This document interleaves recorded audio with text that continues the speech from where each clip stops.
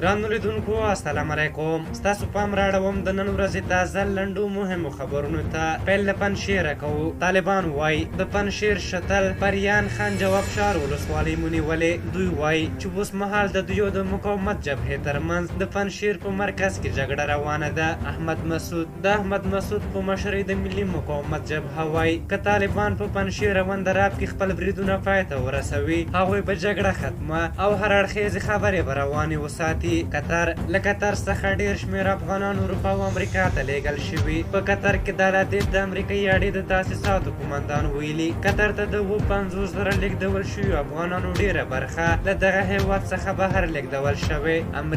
امریکا وایي د طالبانو سره خپل ارتباطي چینلونه فعال ساتو. د امریکا د بهرنیو چارو وزیر په واشنګټن کې خبریالانو ته ویلي چې دوی له طالبانو سره ټول ارتباطي چینلونه فعال ساتي خو د حکومت په رسمیت پیژندلو ته یې بیړه نه لري. عمران خان ویلي که نړۍ غواړي چې د افغانستان له لوري د کډوالو له بحران سره مخ نشي نو باید له دغه هیواد سره اقتصادي مرستې ډیرې کړي. د پاکستان لومړي وزیر عمران خان د ملګرو ملتونو له عمومي منشي انتونیو ګوتریش سره په خبرو کې ویلي چې نړۍ باید د طالبانو له حکومت سره خبرې پیل کړي او له دغه حکومت سره د یوې پایلې ته ورسیږي. ملا برادر د طالبانو مرستیال او د قطر سیاسي دفتر مشر ملا عبدالغني برادر وایي د ټولو په وړاندې د یو ټول شموله حکومت پر جوړولو کار روان دی. داسې حکومت چې د په وینا د ټولو په وړاندې به مسؤل وي. او وروستی خبر دا دی چې بحرین هیواد له افغانستان سره د 10 ټنه طبي او خوراکي توکو مرسته وکړه. د عامه روغتیا وزارت وایي د مرستو په دې جوپه کې طبي توکي، خوراکي توکي، د ماشومانو جامې او خیمې شاملې دي. په هر حال دا د نن ورځې تازه لنډ او مهم خبرونه. تر بیا ستاسو شکر ته راځم. په لویه بخښونکي خدای بسپارم. د الله په امان.